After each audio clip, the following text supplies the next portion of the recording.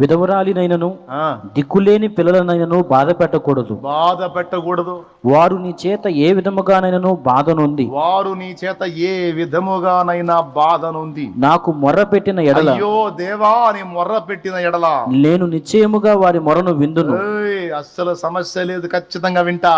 నా కోపాగ్ని రగులుకొని మిమ్మును కత్తి చేత చంపించెదను.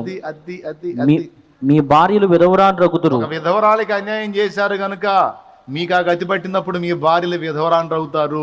మీ పిల్లలు దిక్కులేని వారగుదురు. దిక్కులేని వారికి ఇలా చేశారు గనుక మీ పిల్లలు కూడా మిమ్మల్ని లేపేస్తే దిక్కులేని వాళ్ళు అవుతారు. ఆ గతి మీకు పట్టింది, జాగ్రత్త. ఇప్పుడు నేను చెప్పింది ఉందా లేదా అందులో?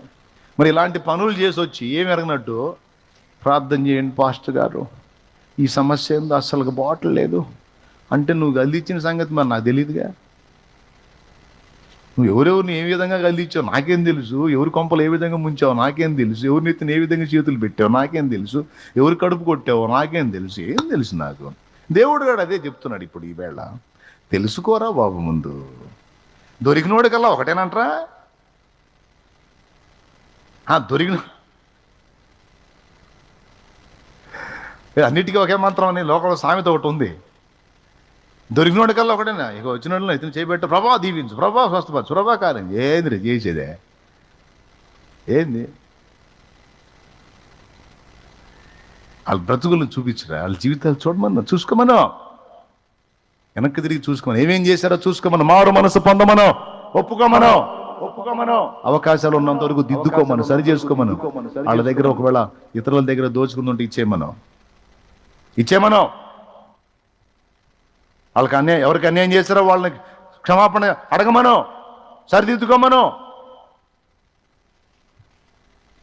పశ్చాత్తాపడమను, మారు మనసుకు తగిన ఫలం ఫలించమను. తప్పకుండా నేను నా కార్యాన్ని చూపిస్తా వానికి, తప్పకుండా నా సహాయం దొరికింది వానికి, తప్పకుండా ఆశీర్వాదం, అభివృద్ధి, క్షేమము, వర్ధిల్లటంటేనే వానికి చూపిస్తా. నేను చెప్పింది సరి చేసుకోమను. తప్పు చేయకుండా ఎవరో లేరు, కానీ నాకు ఇష్టం ఎవరో తెలుసా? తప్పు దిద్దుకొని సరి చేసుకుని నా వైపు మళ్ళుకున్నోళ్ళు నాకు ఇష్టలు. స్తోత్రం చెప్పండి అయ్యలారా. ఈ విధంగా